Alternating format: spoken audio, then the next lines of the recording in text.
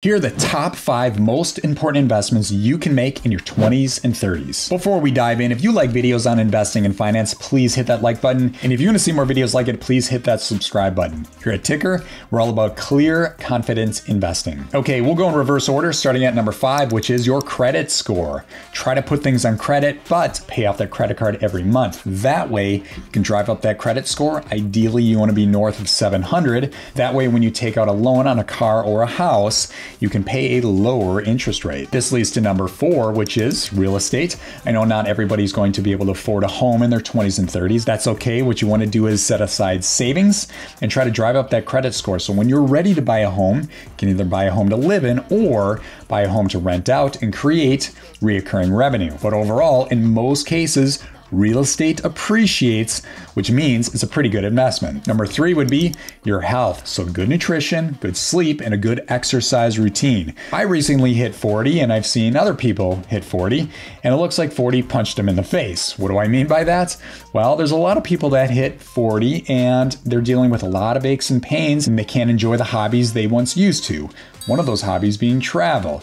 You don't want to be in that position. You want to make sure you take care of yourself at a younger age, especially in your 20s and 30s. That way, you can enjoy more out of life in your 40s, 50s, and 60s. Seriously, I can't stress this enough. Take care of yourself, good nutrition, good sleep, and a good exercise routine. Number 2 would be investing in yourself. So one of my friends is a professor and he made this comment: the learning doesn't stop when you finish school, it starts. So what does he mean by that?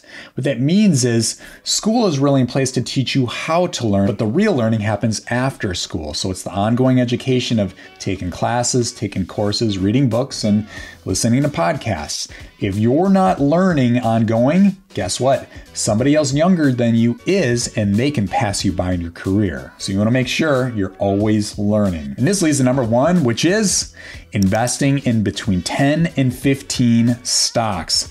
Here at Tykr, we help people understand the difference between wealth building mode and wealth protection mode. Wealth building mode is when you're still working, especially in your 20s and 30s. In that case, you want to be investing in individual stocks, Warren Buffett style, where you can get those returns that can range between 15 and 50%. When you get a little older, then you can move to wealth protection mode and put your money into index funds, ETFs, and maybe mutual funds. In that case, you're going to match the market, which is about 6 to 8%. So the earlier you are, especially in your 20s and 30s, you want to be investing in individual stocks. Trust me, with a little help from compound interest, you're going to be in a much better spot in your 40s, 50s, and 60s. And if you're interested in finding some of those stocks that can build your wealth, I invite you to join Tykr for free. And if you're interested, go to the show notes below and look for the link that says free training. There's a 3-step plan that can help you get started in the stock market. All right, thanks for checking out this video. Bye for now.